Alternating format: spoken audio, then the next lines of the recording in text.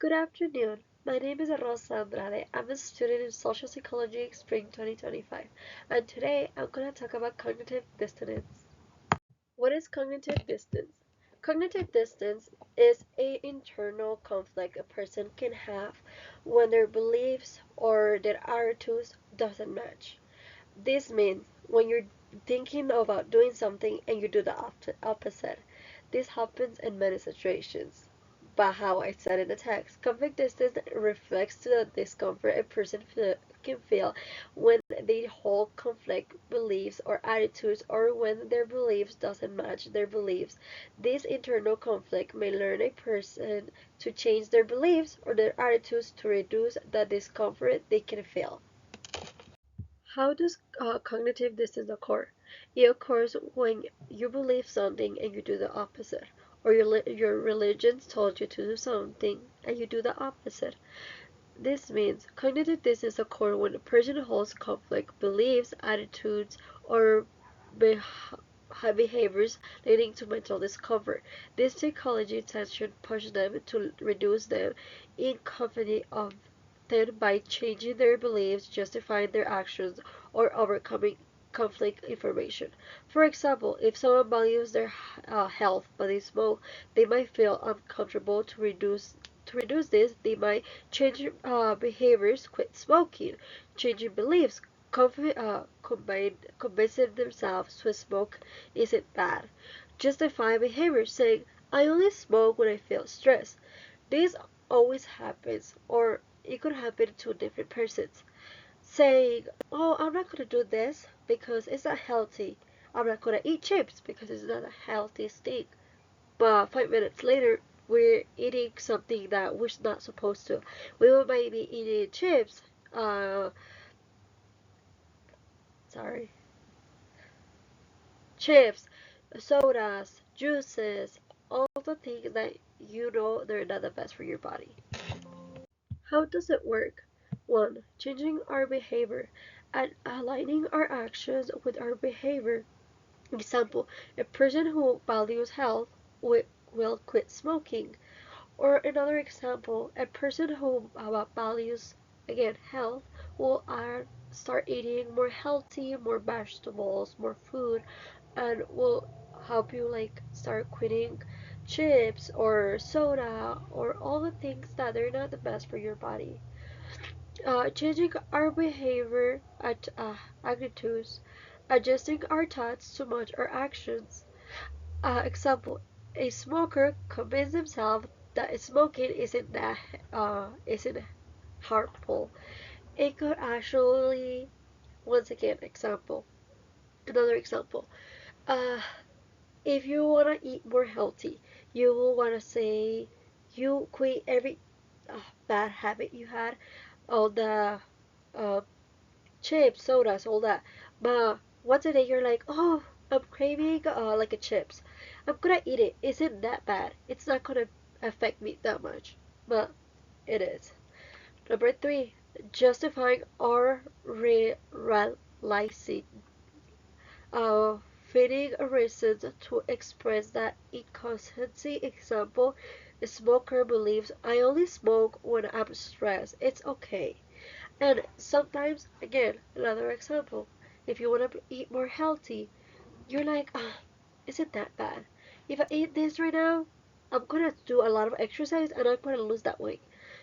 It doesn't really work like that. Examples in everyday life: eating junk food while knowing isn't healthy.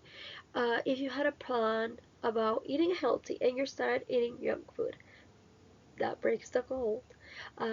Skipping exercise the despite having fitting goals. And it happens.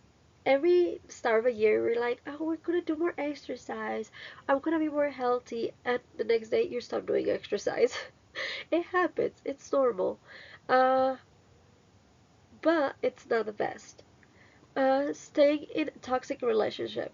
Knowing well you're in a toxic relationship, but saying he's gonna change, he's gonna be better, he's not gonna do that again.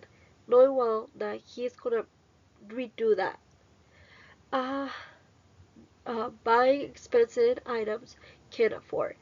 saying, I'm gonna buy this for me. I know I deserve it. I have worked hard for it. Yes, but if you know you cannot afford it, it breaks the breaks the thing you're trying to do. Lying while believing honesty is important. It happens all the time with children. They say they know well that lying isn't the best option. Isn't honesty is the most important. But sometimes they lie, or as adults, we lie often to kids or each other. How to reduce conflictive gap, changing your behavior. Examples: smoking and health, eating junk food, cheating on a test, uh, buying an expensive item, skipping the gym. All of those things are changing your behavior. Number two, changing your beliefs or attitudes. I didn't want it either way. It's isn't exercise isn't that important. Cheating isn't that always wrong. Men isn't unmatched. My job is actually frustrating. Justify your behavior. I had no choice. Isn't that bad? Everyone does it. I deserve this. Isn't that my fault? And minimize the importance of conflict. Isn't that unhealthy? Grade doesn't define me. Cheating isn't that serious. My job isn't that bad. Money isn't everything. All of those things are minimizing the importance of conflict. Okay, final reflection. Cognitive dissonance is something we all experience without even noticing. It happens so often that you don't even feel it. But knowing now that I know more about this, it helps me memorize and notice when I do this type of things.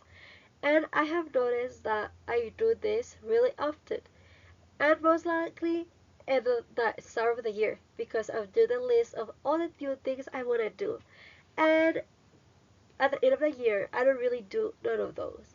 I have noticed that I have been planning to go to the gym for a long time, but at the end of the year, I noticed I have not done it. And I always justify myself doing, oh, it's okay. I'm gonna do it next year, but I don't. Or I justify saying, well, exercise isn't that important. But now that I notice it is, it's something really important, and it's really important to complete the all the things you want to do. Well, that will be all. Thank you very much for your attention and your time. Have a nice day, and I hope you liked it. Bye.